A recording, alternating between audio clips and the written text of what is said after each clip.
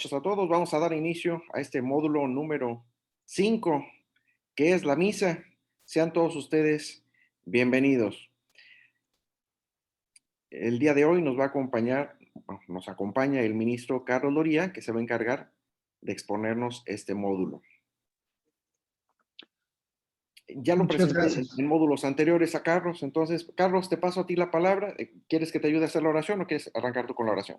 Por favor, si me apoyas, Muy te voy a agradecer muy muchísimo. bien. Vamos entonces a iniciar con una oración en nombre del Padre, del Hijo y del Espíritu Santo. Amén. Amén. Ven, Espíritu Santo, llena los Llena los corazones de tus fieles y enciende en enciende en ellos el ellos el fuego de tu fuego de amor. tu amor, Envía tu Espíritu Creador y y renueva la renueva la faz de la paz tierra. de la tierra. Oremos. Oh Dios, que has iluminado los corazones de tus hijos con la luz del Espíritu Santo, haznos dóciles a sus inspiraciones para gustar siempre el bien y gozar de su consuelo. Por Cristo nuestro Señor. Amén. Dios te salve María, llena eres de gracia, el Señor es contigo. Bendita tú eres entre todas las mujeres y bendito es el fruto de tu vientre Jesús. Santa María, Madre de Dios, ruega por nosotros pecadores, ahora y en la hora de nuestra muerte. Amén. Cristo Rey nuestro, Venga tu reino. Virgen prudentísima María, Reina de los Apóstoles, Ruega por nosotros. en nombre del Padre, del Hijo y del Espíritu Santo. Amén. Carlos, te cedo la palabra. Muchísimas gracias, Salvador. No sé si me estoy viendo. Te estás viendo bien y te escuchas bien. Ok, perfecto. Muchísimas gracias. Muy buenas noches tengan todos ustedes. Es un gusto estar aquí en este jueves que nos reunimos. También le doy la bienvenida a todas las personas que se están integrando, que hoy nos tocaba tener una plática prebautismal. Bueno, pues lo estamos invitando a esta plática, ¿sí? Que es muy importante y es parte de la formación que nosotros damos en las pláticas prebautismales. Entonces también les doy la bienvenida a todas estas personas de la parroquia Santa María de las Cumbres que vinieron a tomar sus pláticas. A estas personas en particular les voy a pedir un gran favor, que al inicio de ahorita de esta presentación, en el chat, pongan sus nombres y al finalizar la presentación vuelvan a colocar sus nombres para lo que es la toma de pase de lista, para que yo pueda pasar esa lista a la parroquia. Todos los demás que nos visitan en varias partes de aquí del país, de México, de Cancún, y también no sé si esta vez vamos a tener invitados y personas que estén asistiendo de otros países. Les doy la más cordial bienvenida a todos ustedes. Y pues bueno, si ustedes me lo permiten, pues vamos a ir iniciando con nuestra plática y con nuestra formación, ¿sí? Este módulo es ¿qué es la misa? Vamos a hablar en este módulo 5, ¿qué es la misa? Pero pues sobre todo vamos a iniciar con 3 preguntas. 3 preguntas que muchas veces nosotros estamos. ¿Por qué la misa es tan importante? ¿Qué celebramos en las misas? ¿Y qué crees que pasa durante las misas? Muchas gentes ya saben por qué es importante, qué es lo que celebramos y qué es lo que pasa durante las misas. Pero muchas gentes todavía no lo entienden. Y entonces van y toman eh, esta celebración que incluye el sacramento más importante de todos, ¿sí? Esta celebración, y no entendemos el significado. Realmente no lo comprendemos. Entonces, pues vamos a ver. La Santa Misa es el acto, es el acto más grande que hay, pues se hace presente el sacrificio de nuestro Señor Jesucristo y es cuando nosotros los católicos renovamos nuestra fe. Es importante que aprendamos a valorarla y a vivirla para que nuestra fe se fortalezca constantemente. Pero también para muchos católicos ir a misa en domingo se ha convertido en una tarea que hay que cumplir sin entender la trascendencia que hay en la celebración eucarística. Por esto, es fundamental que comprendamos qué es la misa y por qué es tan grande este regalo de Dios. Recordemos que la Eucaristía, que es la parte central de la misa, es el sacramento más importante, puesto que es el memorial del Señor, de nuestro Señor Jesucristo, ¿sí?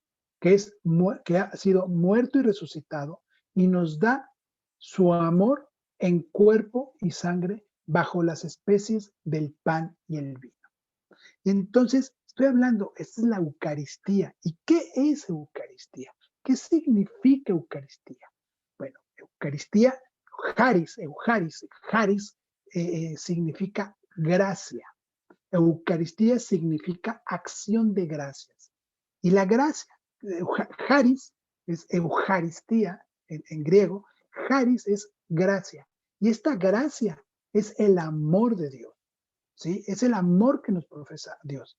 Charis también se dice gratis, ¿sí? O sea, es el amor, la gracia de Dios que nos las da gratis. No tenemos que pagar por ella, ¿sí? Él nos las da y nos las entrega de una forma gratuita a todos nosotros. Y eso es lo que vamos, a eso vamos a misa. Realmente la parte central de la misa es recibir la Eucaristía.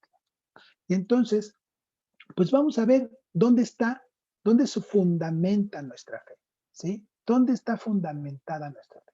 Y esta fe la estamos fundamentando en la Eucaristía que se hace presente a Cristo resucitado, que se sigue entregando a nosotros, llamándonos a participar de la mesa de su cuerpo y de su sangre.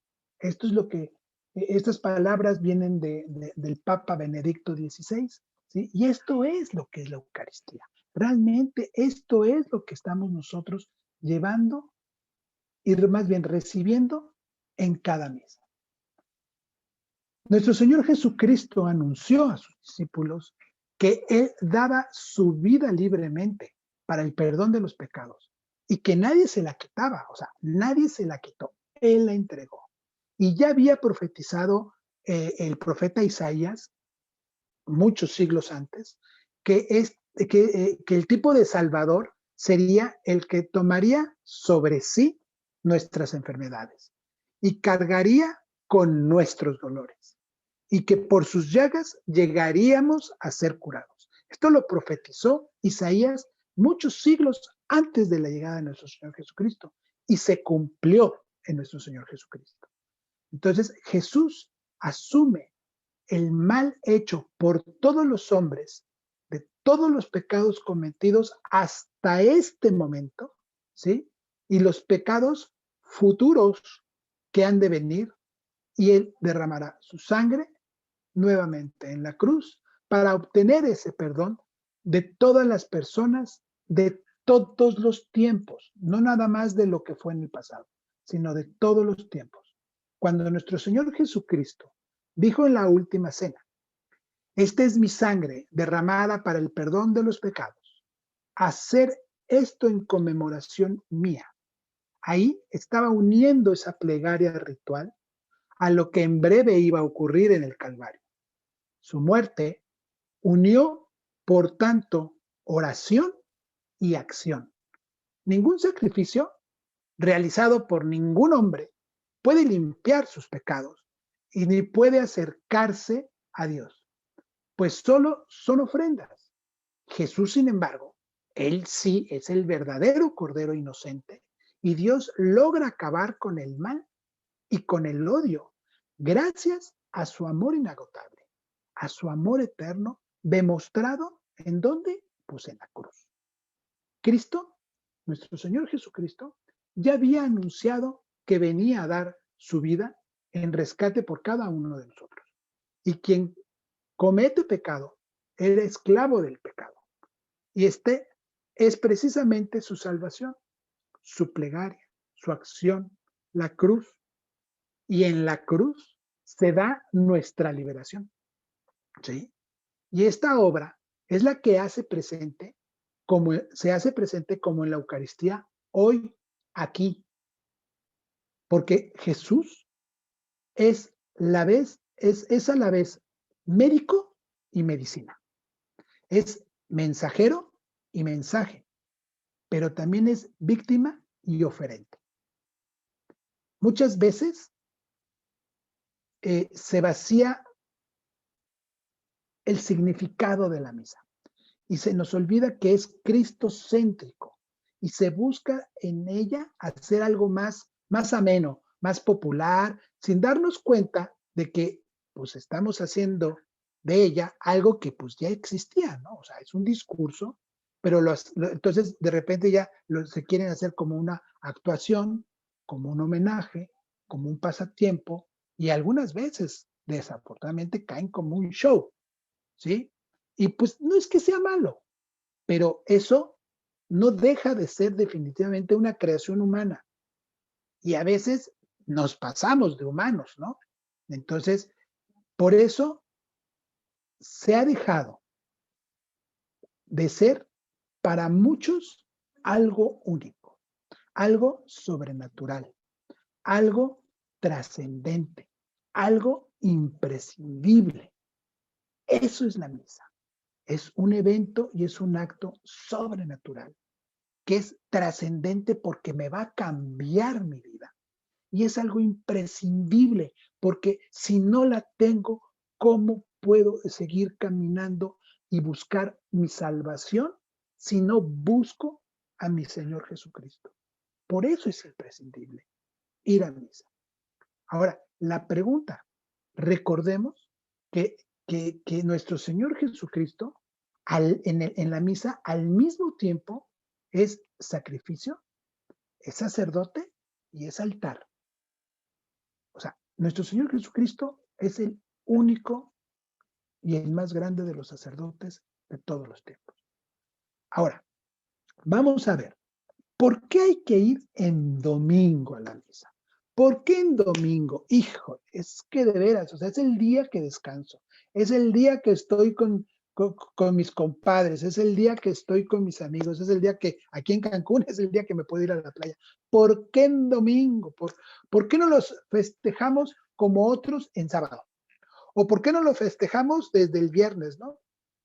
Bueno, se celebra todos los días, pero primordialmente el domingo, porque es el día del Señor. Estamos conmemorando su resurrección. Eso es lo que estamos conmemorando los días domingos. ¿Cuándo fue nuestro Señor Jesucristo? ¿Cuándo festejamos, cuándo celebramos la crucifixión de nuestro Señor Jesucristo? Pues es el Viernes Santo, ¿no? Y al tercer día resucita, ¿verdad? Entonces estamos hablando que es viernes, sábado y domingo. Es el tercer día. Y entonces, ¿por qué celebramos la misa los domingos? Porque estamos celebrando y estamos conmemorando la resurrección de nuestro Señor Jesucristo. ¿Sí?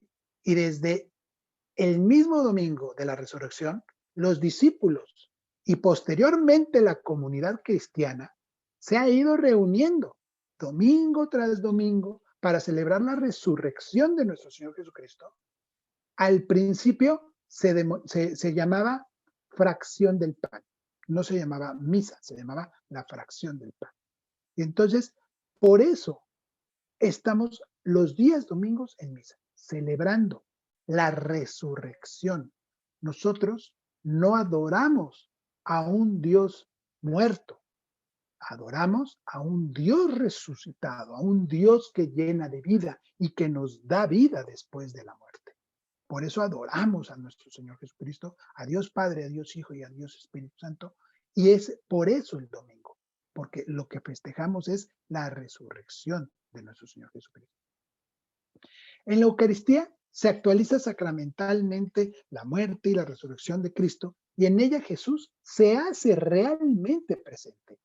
Sí, para los que ya recuerdan y nos han seguido en estos módulos y antes de iniciar este curso, vimos una plática de las virtudes teologales donde pues ya vimos, ¿sí?, cómo hoy la ciencia nos ha demostrado que es realmente nuestro Señor Jesucristo se hace presente en la Eucaristía, ¿sí? Entonces, los que no lo han visto, pues los invito a que busquen en nuestras páginas de YouTube, en Formación Católica ya, pues busquen todos los videos que tenemos ya preparados y todos los cursos que ya tenemos ahí subidos. Y ahí el de virtudes teologales, pues ahí van a ver que realmente la ciencia hoy ha comprobado lo que hace más de 2000 años nuestro Señor Jesucristo nos dijo, y ahí es donde se hace presente en la Eucaristía, ¿no? Entonces, es en la Eucaristía donde se actualiza sacramentalmente la muerte. Por eso celebrar el domingo nos alcanza grandes gracias para todos nosotros. El domingo debe de ser santificado como el día del Señor, conmemorando el día en que Cristo resucitó. Ahora, ¿cómo me voy a preparar para la misa? Bueno, yo les voy a dar algunas recomendaciones, ¿sí? Y ahorita las vamos a ver aquí en pantalla. Vamos a ver, pues que pues les pedimos que pues no hay que usar el celular. Digo, me queda claro que Dios no te va a marcar por el celular, ¿sí? Hay que ayunar antes de la celebración, ¿sí? Se recomienda hacer una hora de ayuno antes de entrar a misa. ¿Para qué? Para que recibamos la Sagrada Comunión. Obvio, no debemos ni de comer ni de beber en la iglesia. No debemos de estar mascando chicle. No debemos de tener ni cachuchas, ni sombreros, ni nada en la cabeza. Debemos de vestir con modestia y de manera respetuosa. Aquí en Cancún, yo puedo entender que hace mucho calor, que está el sol, que vivimos donde está la playa, pero si vamos a la playa, ¿vamos de pantalón largo y de camisa? No creo, ¿verdad? Vamos de shorts y vamos de trajes de baño. Bueno, pero si vamos a misa, pues no voy a ir de short, ni de playera, ni de chanclas, porque no estoy yendo a la playa, estoy yendo a la casa de Dios. Entonces, debemos de vestir de manera correcta para ir a la casa de Dios, ¿sí? Hay que llegar antes de iniciar la celebración. Se les invita a que lleguen antes, ser puntuales. ¿Por qué? Porque nos tenemos que preparar espiritualmente. ¿Cómo? Pues desde que llegamos tenemos que hacer una oración personal. Estamos entrando a la casa de Dios y en ese momento empiezo a hacer una oración a Dios. Desde este momento, al entrar, arrodillarnos, sobre todo cuando estamos pasando frente al sagrario, al llegar y al salir de la iglesia. ¿Por qué? Porque ahí está nuestro Señor. Ahí está nuestro Señor Jesucristo, presente en el altar, en el sagrario, en la Sagrada Comunión. ¿Sí? Permanecer en silencio durante la celebración. Muchas veces, pues hay niños, ¿no? Los niños, pues es distinto. No vamos a callar a los niños. Recordemos que Dios siempre dijo que si todos fuéramos como niños, todos llegaremos mucho más rápido al cielo, ¿verdad? Son inocentes y son criaturas. Pero sí, nosotros como adultos debemos de permanecer en silencio, inclinarnos al recibir la comunión. Unos a lo mejor se hincan, otros a lo mejor hacen una pequeña eh, eh, inclinación, pero estamos presentes. Cuando estamos dando la comunión, que a mí como ministro sagrado de la comunión, que me toca dar la comunión, yo al momento de dar la comunión les digo, el cuerpo de Cristo, o sea, te estoy indicando que es el cuerpo de Cristo el que vas a recibir. Y en ese momento, pues, o sea, no es el ministro, no es el sacerdote el que está enfrente de ti, es Cristo, porque te lo estamos mostrando, el cuerpo de Cristo. Y es Cristo el que está de frente de ti. Yo te apuesto que si vieras al Papa, hasta una reverencia le haces de respeto, ¿sí? Es de respeto. Pues imagínate, aquí le vas a hacer una reverencia no de respeto, sino de adoración, porque es Dios el que está presente, ¿sí? Entonces, esto es prepararnos un poquito antes. Nos tenemos que esperar para salir, o sea, no en el momento en que el Padre nos da la bendición, ya agarro y me salgo. Tengo que esperar a que el sacerdote se retire primero como el que, porque es el que llevó, el que celebró la misa. Entonces debemos de darle unos segunditos que el sacerdote salga y después nosotros salimos detrás de él. Y todo esto, ¿por qué les digo que debemos de llegar así? Porque hay tres cosas principales que se nos olvidan. Una, ¿con qué actitud llego a la misa. Si no tengo una actitud de saber que voy a adorar a Dios, voy a recibir a Dios, voy a orar para estar con Él, para estar platicando con Él, pues me va a suceder todo esto que les acabo de decir, ¿sí? Si todo el tiempo estoy, ¿qué hago si siempre me estoy distrayendo en la misa? Pues es que eh, eh, eh, hicimos una vez un ejercicio con los acólitos ahí en la iglesia, porque justamente pues son niños, se nos distraían mucho. Entonces les dimos un vaso con agua a cada uno y se los dimos llenito, llenito, llenito ese vaso de agua. Entonces les dijimos, este vaso de agua, pase quien pase, hagan lo que hagan enfrente de ti, tú te debes de concentrar que no se te caiga el agua. Entonces el niño tenía agarrado el vaso de agua y pasaba otros niños, le brincaban, le soplaban, le trataban de, no lo podían tocar. Entonces le soplaban, lo hacían reír, le hacían, y el niño no debía de tirar el agua. ¿Por qué? Porque tenía que estar concentrado. Y lo lograban. Entonces, de la misma manera, imaginémonos que traemos un vaso con agua y nos concentramos en el sacerdote, en su palabra, en las lecturas. Y yo les puedo asegurar que todo lo que pase a nuestros alrededores no lo vamos a escuchar. Nuestro cerebro lo va a ignorar porque vamos a estar concentrados escuchando al sacerdote y poniendo atención. Entonces, esos son sobre todo las lecturas, el evangelio, la Eucaristía, son los momentos más importantes de la misa, ¿sí? Y así es como debemos de prepararnos nosotros como laicos. Pero también, no nosotros solamente somos los que nos preparamos, también los que se preparan son los sacerdotes. Y los sacerdotes, ¿por qué se tienen que revestir? Pues podemos decir en definitiva, porque la misa no es una acción de ellos, no oficia él, sino oficia él, pero en nombre de Jesucristo.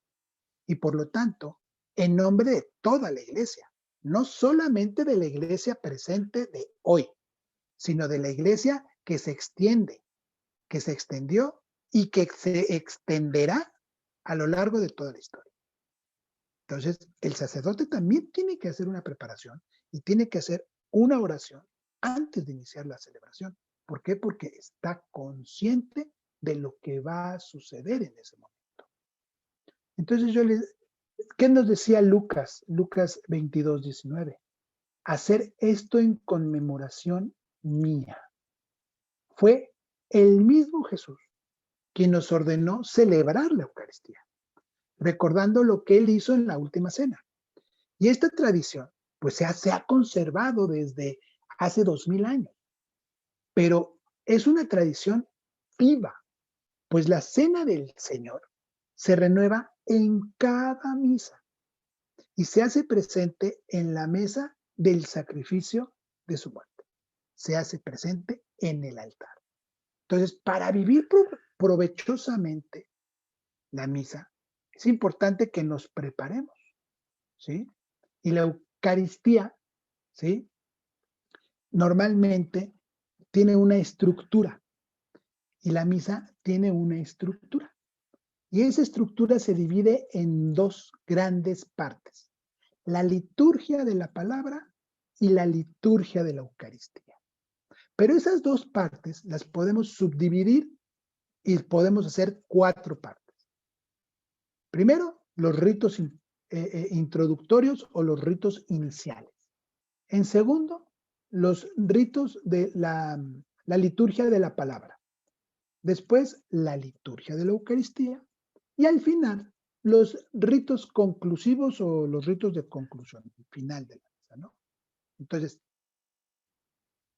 la liturgia de la palabra están los ritos introductorios y la liturgia de la palabra. Y la segunda gran parte de la iglesia es la liturgia eucarística, que es la liturgia eucarística y los ritos conclusivos. O sea, esos son cómo se divide nuestra misa. Entonces, bueno, pues vamos a revisar y vamos a empezar a revisar las partes de las misas. Y vamos a iniciar con los ritos iniciales, ¿sí? El primer acto que hace el sacerdote, y que debe ser el tuyo también, es el de adoración. El hombre se encuentra a sí mismo disfrutando de la existencia, sin saber exactamente ni cómo, ni cuándo, ni por qué ha llegado a vivir ante este asombro de su propia existencia. Y los ateos lo afirman, ¿no? Mi origen, pues, es la nada, ¿no? Y sabemos nosotros, pues, que la nada no puede, no le puede salir nada y tampoco explica nada, ¿sí? Entonces, lo que dicen los ateos, pues, no es correcto, no hay lógica. Más bien para nosotros, los católicos, los cristianos, Dios nos dio Dios no es un principio filosófico para explicar la creación del mundo de un modo lógico, sino sabemos que venimos de Dios porque Él nos creó por amor. Y toda nuestra existencia solo tendrá sentido si aprendemos a amarle a Él y al prójimo. Hoy, los hombres, las mujeres de este siglo XXI, somos perfectamente conscientes de nuestras libertades y de nuestros derechos, ¿estamos de acuerdo, no? Pero sin embargo, en la misa no actuamos en un nombre propio, no actuamos por nosotros, sino en nombre de Dios Padre Creador, de todo, de Dios Hijo Redentor nuestro y de nuestro Espíritu, de Dios Espíritu Santo, quien es el que nos santifica. ¿Sí? No venimos en nombre nuestro, ¿sí? No venimos en nuestro nombre a misa, venimos en nombre de Dios. Y esa negación, ¿sí? Esa negación de la existencia del pecado, de que existe en realidad en nuestra sociedad. Hoy la psicología, la sociología, pues intentan explicarlo y como algo complejo, como algo de una carencia nada más. Pero luego, ¿cómo les digo? Consiguen ellos, este complejo, esta carencia consigue limitar la capacidad de amar a cada ser humano. Y por esto hacen y no reconocen la llamada de que todos nosotros, hombres y mujeres, estamos llamados a la santidad. Y estamos llamados a la santidad, al amor pleno, ¿sí? Y nos debemos de examinar. Y yo les invito a que nos examinemos en este momento, o sea, pues, o sea, realmente soy pecador. Y vamos a llamar las cosas como son, con su nombre. O sea, se llama pereza, se llama envidia, se llama ira, se llama lujuria, se llama gula. O sea, tienen su nombre. ¿Para qué le queremos cambiar de nombre a las cosas y al pecado? Mejor vamos a lavarnos, vamos a perfumarnos con la confesión, ¿sí? Para limpiar todos nuestros pecados. Y recordemos que Dios, cada atardecer, es un elixir de amor. O sea, Dios nos baña con su amor cada atardecer, todos los días, todas las mañanas, todas las noches. ¿Sí? La segunda parte, pues, son dentro de los ritos iniciales, ¿sí? Son los ritos de entrada. ¿Sí? Y estos ritos de entrada, pues mientras entra el sacerdote y comienza el canto de entrada, a fin de que este canto sea para abrir la celebración y fomentar la unión de quienes se han reunido a elevar sus pensamientos y la contemplación del misterio litúrgico de la fiesta. ¿Sí? Entonces, vamos y empezamos con la entrada. Después hacemos el saludo al altar y pueblo congregado. Cuando llega el sacerdote y besa el altar, terminando el canto de la entrada, el sacerdote y toda la asamblea hacemos la señal de la cruz. Y a continuación, pues el sacerdote, por medio del saludo, pues manifiesta a la asamblea reunida la presencia de nuestro Señor. Y después el sacerdote nos invita a todos a hacer nuestro acto penitencial. ¿Sí? ¿Sí? Si ubicamos cuál es el acto penitencial, yo confieso ante Dios Todopoderoso y ante ustedes, hermanos, ¿sí? Que he pecado mucho de pensamiento, palabra, obra y omisión. Entonces, ese es el acto penitencial que todos hacemos y que se realiza cuando todos, esa es una confesión que estamos haciendo de forma masiva y que el sacerdote concluye la oración, ¿sí? Y al terminar este acto penitencial, pues viene el Señor, ten piedad.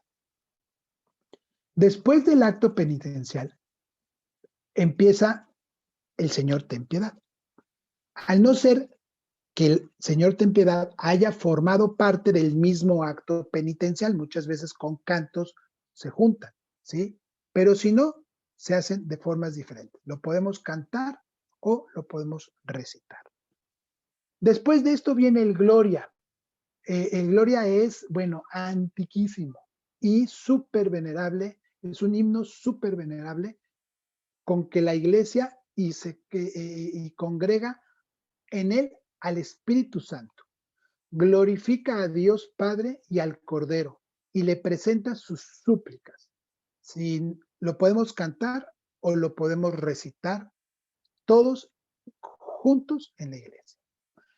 Después viene la oración colecta. Esta oración colecta es donde el sacerdote invita al pueblo a orar a todos junto con el sacerdote para que permanezcan unos segundos en silencio y luego el sacerdote lee la oración que expresa la índole de la celebración del pueblo y la hace suya diciendo amén. Aquí también en esta oración colecta muchas veces se acostumbra, que es donde se hacen las peticiones que normalmente hacemos en las misas. Otras veces las hacen desde el inicio, ¿no? También algunas veces se llegan a hacer desde el inicio. Entonces, con esta parte terminamos los ritos iniciales. Fíjense todo lo que hacemos en unos minutos, ¿eh? Todo esto se llaman ritos iniciales y todo esto lo hacemos en unos minutos. Entonces, al terminar los ritos iniciales, empezamos ¿con cuál? Pues con la liturgia de la palabra. Recordemos que el cristiano es el único y es único y excepcional. ¿Sí? Somos únicos, somos excepcionales. Porque no es el hombre el que busca a Dios, sino Dios el que ha salido en busca del hombre. De hecho, al final del Evangelio lo afirmamos diciendo palabra de Dios. Y quien piense que son dichos pasados, es que pues no conoce quién es Dios, ¿sí? Pues tenemos que recordar algo. La palabra de Dios atraviesa toda la historia, nos abraza a todos nosotros. Ya recordemos que la palabra de Dios es palabra viva, es palabra eficaz, ¿sí? Y esto nos sirve, en la Eucaristía es el sacramento de toda la vida de Jesús. Mediante las lecturas bíblicas nos acercamos todavía más a esa vida de nuestro Señor Jesucristo. Y bueno, iniciamos con las lecturas. ¿Y cuál es? Pues bueno, pues es la primera lectura. La primera lectura, recordemos que se toma del Antiguo Testamento, ¿sí? Y nos sirve para entender muchas cosas de las que hizo Jesús. Por eso cuando en el módulo pasado que Salvador nos hizo el favor de explicarnos la Biblia, Salvador nos recomendó para leer, para entender bien la Biblia, nos recomendó primero leer los evangelios, ¿sí? Y después leer el Antiguo Testamento. ¿Por qué? Porque nos vamos a dar cuenta en el Antiguo Testamento con todas las profecías que todas y cada una de ellas se cumplieron con nuestro Señor Jesucristo. Entonces, la primera lectura se toma del Antiguo Testamento y nos sirve para entender las cosas que hizo nuestro Señor Jesús que fueron profetizadas. Ahí es Dios el que nos está hablando por medio de quién? De los profetas. Él es el que nos está hablando por medio de los profetas. Y entonces nosotros le respondemos a Dios con un canto. Y ese canto es el Salmo responsorial. Por eso forma parte de la liturgia de la palabra. Y este salmo, el Salmo responsorial, ¿sí? Se toma de los leccionarios, ¿sí? Que tenemos ahí en la iglesia, y que es un salmista o un cantor desde el ambón, ¿sí? No desde la sede, sino desde el ambón, donde se da esta proclamación, ¿sí? Y se canta esta proclamación. Sabemos que pues muchas veces no todos somos muy, muy entonados, que digamos, ¿verdad? Y en vez de cantar un salmo, pues van a pensar que nos están matando, ¿no? Porque cantamos horribles. Entonces, pues mejor no cantamos y también lo leemos. Pero lo correcto en los salmos son cantos, cantos hacia nuestro Señor. La respuesta que le damos a Dios Padre en la primera lectura. ¿Sale? Después continuamos con la segunda lectura y estas se toman del Nuevo Testamento. Todas las segundas lecturas vienen del Nuevo Testamento y pueden ser pues de los hechos de los apóstoles o de las cartas que escribieron los apóstoles, ¿sí? Y la segunda lectura nos sirve para conocer cómo vivían los primeros cristianos y cómo explicaban a los demás las enseñanzas de nuestro Señor Jesucristo. Y esto nos ayudó y nos ayuda a entender mejor lo que Jesús nos enseñó, ¿sí? Y también nos ayuda a entender, ¿sí? Las tradiciones de la iglesia. ¿Sí? Y después de la segunda lectura, terminamos la segunda lectura y cantamos de una manera alegre, de una manera fogosa, el aleluya, ¿sí? Porque esto nos recuerda la resurrección de nuestro Señor Jesucristo. El aleluya se canta normalmente casi durante todo el año litúrgico, pero ya cuando viene la parte de Semana Santa, dejamos de cantar el aleluya y cantamos o proclamamos otro versículo, ¿sí? Entonces, después de la liturgia de la palabra, que ya después de que hicimos la primera lectura, que ya vimos que es la palabra de Dios que nos dijo que era lo que le iba a suceder a nuestro Señor Jesucristo, y que contestamos por medio del Salmo responsorial, y que después vimos que los apóstoles lo hicieron eso efectivo en sus vidas, y así nos enseñaron con ejemplo que sí se puede, pues viene la lectura más importante de todas, y es el Evangelio. El Evangelio se toma de alguno de los cuatro evangelistas de acuerdo al ciclo litúrgico. Los que fuimos a misa este domingo pasado, pues al menos aquí en Cancún, nuestro párroco nos dijo que el primer domingo de Adviento es donde la iglesia festeja su año litúrgico y es donde, así como nosotros festejamos que el día 1 de enero empieza el año, ¿sí? Y los chinos tienen otro día y los judíos tienen otro día. Bueno, la Iglesia Católica también tiene un día especial para iniciar el año litúrgico. Y es justamente el primer domingo de Adviento que acabamos de vivir hace unos días atrás, ¿sí? Este domingo que viene es el segundo domingo de Adviento.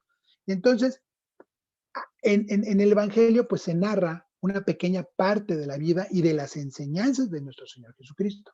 Y es aquí donde podemos conocer cómo era Jesús, qué sentía, qué hacía, cómo enseñaba y qué es lo que nos quería transmitir. Y esta lectura normalmente la hace el sacerdote y cuando es una misa concelebrada, pues la puede hacer el sacerdote que está dirigiendo la misa u otro sacerdote o algunas veces un diácono, ¿sí?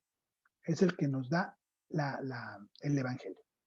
Y después del Evangelio, pues bueno, viene la homilía. Y la homilía es la explicación de todas las lecturas que hemos visto, ¿sí? Al menos aquí nosotros le podemos decir que los que estamos aquí en Cancún y reunidos en la parroquia de Santa María de las Cumbres, los sacerdotes normalmente en la homilía hacen esa interrelación entre la primera lectura, segunda lectura y el Evangelio.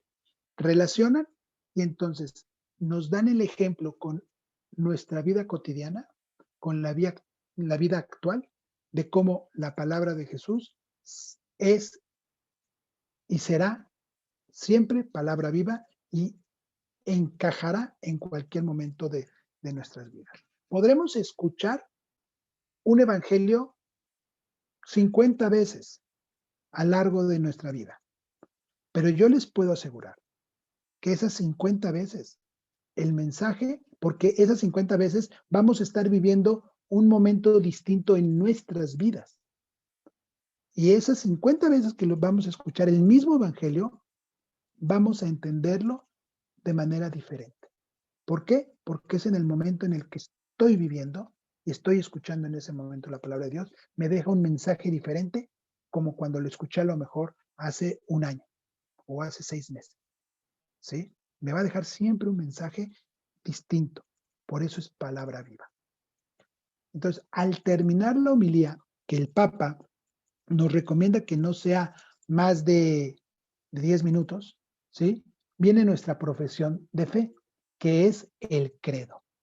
Y el credo, la iglesia no puede enseñar pues nada nuevo, no sería la iglesia de Cristo. Y enseña lo que siempre, en todo lugar y por todos ha sido creído desde los orígenes de la cristiandad, ¿sí? Con el símbolo o el credo, el pueblo da su asentamiento, su respuesta a la palabra de Dios y proclamada en las lecturas, en la homilía, y trae a su memoria, antes de empezar la celebración eucarística, pues la norma de nuestra fe, ¿no? O sea, si a nosotros alguna vez nos dicen, ¿tú qué eres? Católico. Oye, ¿y qué profesas? Diles el credo.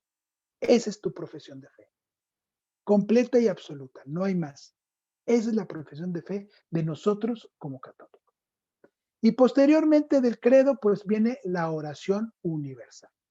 La oración universal o la oración de los fieles, que también se le llama así, el pueblo, ejercitando su oficio sacerdotal, ruega por todos los hombres, ¿sí? Rogamos por todos los hombres, rogamos por el Papa, rogamos por la Iglesia, rogamos por el Estado, por todas nuestras necesidades, por nuestros gobernantes, y la Asamblea expresa su súplica con una invocación común, ¿sí? Que normalmente decimos, te lo pedimos, Señor, te lo rogamos, Señor, ¿sí? Y esto se repite cada vez que hay una intención. Pedimos por el Papa, te lo rogamos, Señor. Pedimos por todos por todos los enfermos de COVID, te lo pedimos, Señor. Pedimos por las necesidades del pueblo, te lo rogamos, Señor. Siempre terminamos con esa parte. Y entonces, en esta parte, la liturgia eucarística, que ya termina la liturgia de la palabra e inicia la parte más importante de la celebración, que es la liturgia eucarística. Y la liturgia eucarística empieza con la preparación de los dones, o sea, con el ofertorio. Quizás cuando nos asola o cuando nos pega la crisis, como nos ha estado pegando a muchos de nosotros, es cuando nos damos cuenta que, pues, que no es cierto que nosotros controlamos todo, ¿eh? Y no es verdad que dominamos el mundo, ¿eh? Aunque a veces pensamos hacerlo y queremos ocupar el puesto de Dios, ¿sí? Y nos hemos creído dueños de todo, ¿eh? Incluso creadores de moral, creadores de vida y creadores de muerte. Y recordemos, hay una cita que dice, aquí la dice, déjenme verla, nos dice el Salmo 24, del Señor es la tierra y cuanto hay en ella. Entonces, por lo tanto, ¿qué podemos ofrecerle a Dios si todo es de Él? ¿Sí? Y nos contesta el Salmo 51, que así es como debemos estar nosotros. Un corazón contrito y humillado, tú, Señor, no lo desprecias porque tú eres la ofrenda. ¿Sí? Si nosotros le ofrecimos nuestro trabajo, Él lo va a transformar como el pan y el vino en el fruto de redención. ¿Sí? El sacerdote, al momento de estar preparando el vino, le añade unas gotas de agua. Este signo muestra nuestra participación en la vida divina, pues Dios también ha querido compartir con nosotros nuestra condición humana, por eso se hizo hombre, ¿sí?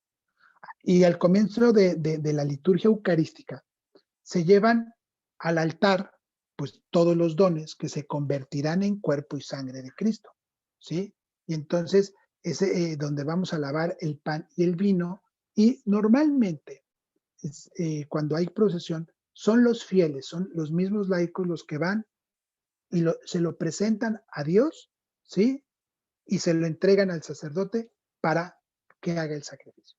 Entonces, esta procesión se acompaña normalmente con un canto que pues se alarga pues el tiempo en el que también, como es la parte del ofertorio, también es donde ahí damos nuestra ofrenda, ¿sí? No se llama limosna, ¿sí? No se llama diezmo, se llama ofrenda, ¿sí? Lo que entregamos, cuando entregamos esos 20, 50, 100 pesos, un peso, o sea, lo que tú puedas, no se te forza nada, es lo que tú puedas dar, lo que esté dentro de tus posibilidades dar, ¿sí? Si está en tus posibilidades dar mucho, pues darás mucho, si está en tus posibilidades dar poco, pues darás poco, pero es lo que tú puedas dar. Entonces, continuamos con la plegaria eucarística. Y a partir de este momento, la liturgia reproduce exactamente lo que Cristo hizo en la última cena. Tomó el pan y el vino y dio gracias a Dios, Padre, por todas sus obras. Lo partió y lo dio a sus discípulos, manifestando la unión de los 12 con él, excepto al traidor, que hizo de la comunión un acto infame, pues extremadamente manifestó lo opuesto a lo que su corazón decía, por eso se arrepintió, porque su corazón no quería hacer lo que hizo, ¿sí? Y nunca pensó que fuera a suceder eso. Entonces, recordemos algo, la misa es el centro de la iglesia, la plegaria es el centro de la misa, pero Cristo, nuestro Señor Jesucristo, es el centro de la plegaria y nadie más. Cristo céntrico, Él es el centro. Cristo es el centro de la plegaria y la plegaria es el centro de la misa y la misa es el centro de la iglesia. ¿Y quién está en el centro perfecto? Cristo. Este es el centro. Él es el culmen de toda la celebración. Esta es una plegaria de acción, de gracias, de consagración, ¿sí? El sentido de nuestras oraciones eh, es la congregación de todos nosotros como fieles, ¿sí? Para que se unan con Cristo en el reconocimiento de las grandezas de Dios y de la ofrenda, de la ofrenda del sacrificio que hizo por nosotros. Por eso la plegaria eucarística comienza, comienza con una oración de petición por intersección de Dios, Padre y de todos los santos. Y pedimos por nuestros hermanos difuntos, y nuestros hermanos difuntos son por los que diario pide nuestra Iglesia Católica. Siempre están presentes todos los días, ¿sí? Pero también pedimos por nosotros, los hijos vivos, que aquí en la tierra estamos de un modo más especial, ¿sí? Pedimos por el Papa, que es la cabeza visible de la Iglesia, pedimos por los obispos y también pedimos por la paz del mundo. Pero recordemos que la paz del mundo empieza en nuestro corazón, ¿sí? Empieza con nosotros. Y los principales elementos de que consta la plegaria eucarística los vamos a poder distinguir de esta manera. Vamos a detallarlos cada uno. Primero es la acción de gracias. Perdone que está saliendo ese cuadro amarillo, no sé por qué está saliendo. Es la acción de gracias que expresa sobre todo, se expresa sobre todo en el prefacio. Después viene el santo. Con esta aclamación, toda la asamblea, uniéndose a las jerarquías celestiales, cantan o recitan las alabanzas de Dios. Después viene uno que se llama epíclesis. Con ella, la iglesia, por medio de determinadas invocaciones, implora el poder divino para que los dones que han presentado los hombres, queden consagradas, es decir, que se conviertan en el cuerpo y en la sangre de nuestro Señor Jesucristo para que la víctima inmaculada, ¿sí? Que va a recibir en la comunión sea para la salvación de quienes la reciban, ¿sí? Después viene la narración de la institución y consagración.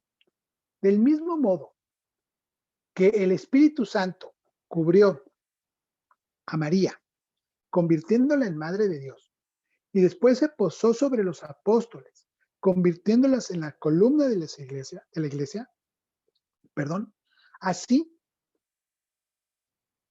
al sacerdote lo cubre y viene y con sus manos los dones, invocando al Espíritu Santo cuando pone las manos en el cáliz y en el cáliz y en el pan, ¿sí? En ese momento el Espíritu Santo, con toda su fuerza, convierte el pan y el vino en el cuerpo y la sangre de nuestro Señor Jesucristo. Y estamos en ese momento presentes ante el gran misterio de nuestra fe, ¿sí? Ese es el gran misterio, que todos creemos porque Dios nos los ha revelado. O sea, si en la Navidad afirmamos que Cristo, a pesar de su condición divina, no hizo alarde de su categoría de Dios, sino que se despojó de su rango y tomó una condición de esclavo. En la última cena afirmamos pues, que no tenemos un sumo sacerdote que es Jesucristo, que no pueda comparecerse por nuestras debilidades, sino, sino que es semejante a nosotros, ¿sí? Ha sido probado en todo, o sea, en todo, menos en el pecado. Y en los últimos días de su vida, Él lo ofreció con un gran amor, con un gran clamor, con lágrimas y oraciones, súplicas por todos nosotros. Y fue escuchado y resucitó al tercer día. Por eso, Cristo está vivo y sigue presente en cada misa para ofrecerse a cada uno de nosotros. Y el sacerdote se rinde ante los ojos de Dios y lo adora. ¿Sí? O sea, puede parecer que el sacerdote es el que sujeta a Cristo con sus manos, pero en realidad es Cristo quien sujeta a la humanidad entera. ¿Sí? Entonces,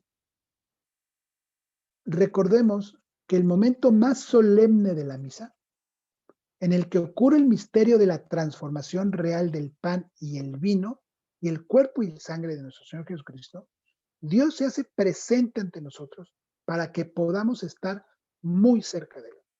Y es el misterio más grande de amor y el más maravilloso que debemos contemplar con el mayor respeto y devoción. Y debemos de aprovechar este momento para adorar la Eucaristía. Y aquí voy a hacer una pequeña pausa, porque justamente les quiero mostrar lo que sucede en la Eucaristía.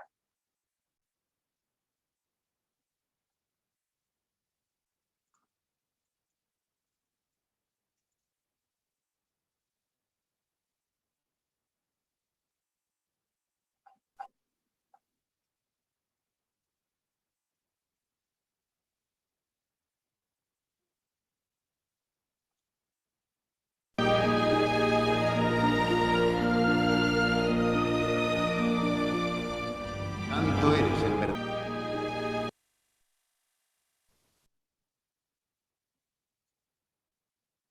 Esto es lo que acabamos de ver. Esto es lo que sucede, ¿sí?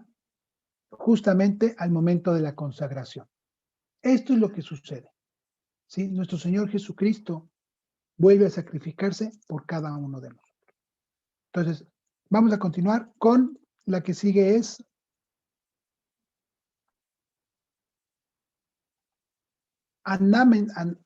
anamnesis, ¿sí? Con ella la iglesia al cumplir este encargo que a través de los apóstoles se recibió de Cristo nuestro Señor, realiza el memorial del mismo Cristo, recordando principalmente su bienaventurada pasión, su gloriosa resurrección, ¿sí? Y la ascensión a los cielos, ¿sí? Por eso, estos son todos los momentos que estamos nosotros frente al sacerdote hincado. Después viene la oblación. La asamblea ofrece al Padre la víctima inmaculada, que es nuestro Señor Jesucristo, y con ella ofrece cada uno de los participantes. Cada uno nos ofrecemos a Jesús, que Él fue el que se ofreció ante el Padre. Y después vienen las intersecciones. Con ellas se da a entender que la Eucaristía se celebra en comunión con toda la iglesia celeste y la iglesia terrena, y que la oblación se hace por ella y por todos los miembros, vivos y difuntos, ¿sí? De la iglesia. Y el último es la doxología, ¿sí? Que es, también se lo conoce como doxología final. En ella se expresa la glorificación de Dios y se concluye y confirma todos nosotros lo concluimos con un amén. Y después de esto empieza lo que es el rito de la comunión, ¿sí? El que comulga se une a Jesucristo, ¿sí? Como se unen dos pedazos de cera derretida. Pues de su unión solo resulta uno. Y es lo mismo cuando nos unimos con Dios, Dios se convierte en uno con nosotros. Por eso debemos de entender lo que estamos recibiendo, ¿sí? En este rito de la comunión, ¿sí? La Eucaristía se convierte en el encargo del Señor, su cuerpo, su sangre, la recibamos nosotros debidamente dispuestos, pero como un alimento espiritual, ¿sí? Comunión significa común unión, ¿sí? Al acercarnos a comulgar, además de recibir a Jesucristo, dentro de nosotros y dentro de nuestras almas, lo tenemos que abrazar, pero abrazar con amor, con alegría, y nos unimos a toda la iglesia en esa misma alegría que es el amor, ¿sí? Y nuestro Señor Jesucristo nos los ha dicho, y hagan esto en conmemoración mía, ¿sí? Después de esto empieza lo que es el Padre Nuestro, ¿sí? El Padre Nuestro, esta Padre, ¿sí? Que es la palabra del todo, eh, eh, eh, y es desconocida para el resto de las religiones, ¿sí? Pero para nosotros es una revelación. Entonces, acercarnos a Dios como un hijo y no como un siervo, porque así nos los enseñó nuestro Señor Jesucristo. Él nos enseñó a tratar a Dios con un contexto de padre, ¿sí? Para que entendamos el amor de padre que Él nos tiene hacia nosotros. Entonces, después del Padre Nuestro, hacemos el rito de la paz, ¿sí? Ahí los fieles imploramos la paz y la unidad para toda la iglesia y para toda la familia humana, ¿sí? Y la expresamos todos antes de participar del mismo pan. Y hoy, ahora actualmente con la pandemia, pues hacemos nada más un gesto porque pues no nos podemos tocar para darnos la paz, entonces lo hacemos ahora con un pequeño gesto, ¿sí? Después del gesto viene el gesto de la fracción del pan, ¿sí? Cristo en su última cena con sus apóstoles, Él fue el que sirvió para denominar esta acción eucarística. Sí, y esto significa que nosotros somos muchos en la comunión de un solo pan, de una sola vida eterna, de un solo cuerpo con Cristo. Esa es la fracción del pan. Después viene la inmicción o mezcla, ¿sí? Esta es el sacerdote, el celebrante, deja caer una parte de ese pan, es cuando parte un pedacito y lo deja en el cáliz, ¿sí? Aquí es, si seguimos la pasión de nuestro Señor Jesucristo hasta la resurrección, aquí es donde el cuerpo se junta con la sangre y es en el momento de la resurrección de nuestro Señor Jesucristo. Ahí es donde celebramos la resurrección de nuestro Señor Jesucristo. Y bueno, pues mientras hacemos la inmicción y eso, la inmicción y la fracción del pan, pues es cuando se canta el Cordero de Dios, ¿sí? Invocando a repetirse cuantas veces sea necesario para acompañar esa fracción. Y entonces, pues el sacerdote ya hace una preparación privada, ¿sí? Él ya hace una preparación privada y se empieza a preparar para luego poder dar el pan eucarístico. Aquí es muy, ¿cómo les? Es desear, es realmente cómo nos gustaría que participaran todos en el cuerpo del Señor, ¿sí? En el pan consagrado. En esa misma misa, comulgar es la mejor forma de participar en esa celebración. Y muchas veces es lo que no hacemos. Los judíos, pues como reparación de sus pecados, ofrecían corderos y reses. Nosotros, o sea, fue Cristo el que se ofreció para todos nosotros, porque con eso realmente Dios nos libró de todo eso, de todos los pecados, ¿no? Entonces Jesucristo es el verdadero Cordero. Él es el que quita el pecado del mundo, ¿sí? Nosotros, por cuenta propia, nosotros no lo podemos hacer. Entonces, la siguiente parte es mientras el sacerdote y los fieles reciben el sacramento, ¿sí? La cultura actual promueve la autonomía del hombre, ¿sí? De manera radical y nos ha convertido en seres solitarios, ¿sí? Sin embargo, si nosotros estamos hechos para el encuentro sincero, ¿sí? Porque nosotros necesitamos la cercanía inquebrantable de otro, entonces igual necesitamos sabernos amado y necesitamos ese amor, no es amor, es esa amistad verdadera. Y solo Cristo en la comunión nos puede dar ese encuentro personal con Él, solamente en la Eucaristía. Y nos regala ese encuentro perfecto.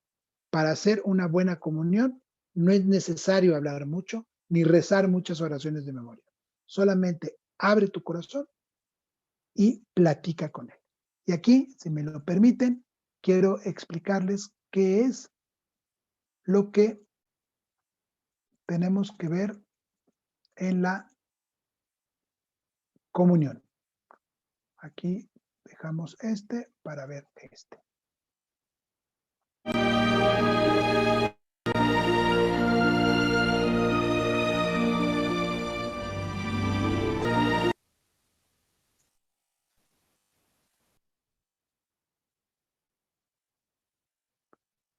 Entonces aquí vemos lo que realmente sucede en la Eucaristía, ¿sí? Lo que estamos recibiendo y lo que tenemos que hacer. De entrada, darle gracias a nuestro Señor Jesucristo por lo que estamos recibiendo. Entonces, pues bueno, ya terminada la distribución y de la comunión, el sacerdote ruega para que se obtengan los frutos de este misterio celebrado y el pueblo hace suya esta oración aclamando un amén. ¿Sí? Es recomendable estar en vida de gracia para tener abierta para recibir la comunión, ¿sí? Y estar bien con Dios. Recordemos que no debemos de estar comulgando si estamos en pecado. Y entonces, bueno, pues al final ya tenemos, bueno, aquí es donde lo estoy diciendo, que sí, hay que comer, hay que tomar la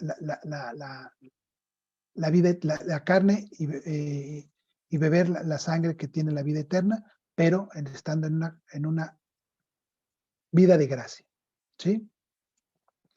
Y al final, pues está el rito de conclusión, que consta del saludo y de la bendición sacerdotal, ¿sí? Solo Dios tiene el poder para bendecir Y al hombre nada más nos compete a nosotros rogar, ¿sí? Dios dijo, hacia vosotros mi rostro los haré fecundos y los multiplicaré, y este poder lo comunica Dios a cuantos en la tierra hace todo lo que la pide. Y la misa, pues en este momento, pues no ha terminado. Realmente la misa no ha terminado. Al contrario, la misa comienza porque tenemos que hacer efectivo lo que hemos vivido en esta celebración y hacerlo en nuestras vidas ordinarias. ¿Sí? El que en cada misa renueve un sacrificio de Jesús, se derramen esas gracias y se glorifiquen siempre hacia nuestro Señor Dios. Con esto me despido. Muchísimas gracias. Ya no les pasé el último video porque creo que ya me robé como 10 minutos. Mil perdones, ya les robé más de su tiempo. Carlos, muchas gracias. Calculé mal mi tiempo, perdonen. Me Carlos, nos estamos apasiono un de poquito pasados repente de de más. tiempo, pero créeme que el tema es sumamente interesante y pues la hora, la verdad es que no nos ajusta, ¿no? No nos Sí, ajustó para este tema que es muy amplio, ¿no? Y bueno, yo te agradezco muchísimo. Por ahí tenemos algunas preguntas. Vamos a sí, dime. dedicar, si les parece bien, 5 minutos solamente a las preguntas y ya prácticamente terminamos en 5 minutos más, ¿no? Por aquí Carlos Hernán Górgora nos pregunta, ¿existe un orden de importancia de los sacramentos en la Iglesia Católica? Porque Eh, comentabas tú eh, de que la Eucaristía es el más importante de todos. pues sí, el sacramento de la Eucaristía es el más importante de todos, pero el orden que se acostumbra aquí en México es primero el bautismo, después es la comunión, junto con la comunión viene el sacramento de la confesión, después viene el cuarto, es el sacramento de la confirmación, ¿sí? Después viene el sacramento del matrimonio, el sacramento de la unción de enfermos, que este puede ser en cualquier momento, ¿sí? Después del bautismo. Y por último es el sacramento de la orden sacerdotal. Este, este, esta, este de la orden sacerdotal, pues solamente lo reciben los que entregan su vida a Dios y se convierten en clérigos, ¿no? Muchas gracias, Carlos. Carlos Hernán Górgora nos hace otra pregunta. Dice, ¿es válido pensar en los ritos y tradiciones católicas como pudiera ser la misa, así como se piensa en los usos y costumbres de una cultura? No son usos y no son usos de una cultura. O sea, lo que, y ahorita se los acabo de decir, lo que celebramos en la misa es lo que nos ha enseñado y lo que la iglesia nos ha enseñado durante más de 2000 años. ¿Sí? Se hace exactamente lo mismo y se ha celebrado exactamente igual. ¿Por qué? Porque si le cambiamos, entonces eh, eh, ya no sería la revelación de Dios y la vida de Jesucristo. O sea, por eso no le podemos cambiar, pero no es un uso, no es una costumbre. No lo podemos ver como una costumbre, lo tenemos que ver como una parte de nuestra vida. ¿Por qué? Porque si me acostumbro, sucede esto que les dije, o sea, le pierdo el significado a lo que es la misa, ¿no? No me puedo acostumbrar, decir, realmente voy a misa ¿para qué? Para encontrarme con Dios, con su palabra, pero principalmente encontrarme con él en la Sagrada Comunión. Claro que sí, pues muchísimas gracias, Carlos. Bueno, pues si te parece, vamos a cerrar. Ahora sí estamos pasados de tiempo. Me Sí, gustaría comentarles algunos avisos nada más. El próximo jueves 10 de diciembre continuaremos con el módulo 6, que es un laico. Este módulo va a estar muy interesante, ¿no? Sumamente interesante. Lo va a dar el ministro Gustavo. Y pues, ¿qué nos toca hacer a nosotros como laicos, ¿no? Qué interesante en estos momentos de nuestra historia, ¿no? Tan importantes. ¿Qué podemos hacer como laicos? Podemos hacer mucho, ¿no? Y eso lo vamos a ver en este módulo. Se tienen que inscribir nuevamente tienen que poner sus datos, inscribirse para que les llegue nuevamente el link. Vamos a ver si el próximo curso lo podemos hacer de una forma en la que ustedes se inscriban y ya tengan el link para todo el curso. En este caso, no hemos podido cambiar la mecánica, tienen que volverse a inscribir cada vez a cada uno de los módulos. Entonces, les vamos a mandar vía correo electrónico o contáctenos vía la página de Formación Católica ya para que les mandemos el link del próximo del próximo curso, se inscriben y el link les llega por correo electrónico. Si te perdiste algún módulo, ingresa a la página de Formación Católica Ya y ahí puedes ver el módulo 1, 2, 3 y 4 En YouTube. en YouTube, en nuestro canal de YouTube. También puedes enviarnos un correo no sé si lo tengamos por ahí. Bueno, sí lo tienen, porque ustedes lo recibieron al inscribirse, les llegó ahí el correo de Formación Católica Ya, que es fcycancun@gmail.com. Cualquier cosa que necesiten, por favor, mándanos un correo. Estamos ahí para contestarles todas sus dudas y preguntas. Los invitamos a que se unan a un grupo de apóstoles, de Formación Católica Ya. En ese grupo lo que hacemos es, somos ciberapóstoles, compartimos las publicaciones de Formación Católica Ya, invitamos a otras personas a estos cursos y lo que buscamos es formarnos como católicos, que sabemos que nos hace nos hace falta mucha formación. Y díganme si no, ¿qué les pareció el curso de hoy? Sumamente interesante. ¿Conocían todos estos detalles de nuestra misa? ¿Verdad que no? Y así estamos en todos. Cada vez que veamos un nuevo curso se van a dar cuenta de cuántas cosas hay tan bellas en nuestra iglesia que la verdad es que desconocemos. Bueno, pues muy bien. Por último, los invitamos a que se acerquen a los sacramentos, tanto a la confesión como a la comunión. Vamos a cerrar este curso, si les parece bien, en el nombre del Padre, del Hijo y del Espíritu Santo. Amén. Te damos gracias, Señor, por todos tus beneficios, a ti que vives y reinas por los siglos de los siglos. Amén. Amén. Cristo, Rey nuestro. Venga tu reino. Virgen prudentísima, María, Reina de los Apóstoles, Ruega por nosotros. En nombre del Padre, del Hijo y del Espíritu Santo. Amén. Nos vemos la próxima semana. Hasta luego. Buenas noches a todos. Un abrazo. Gracias.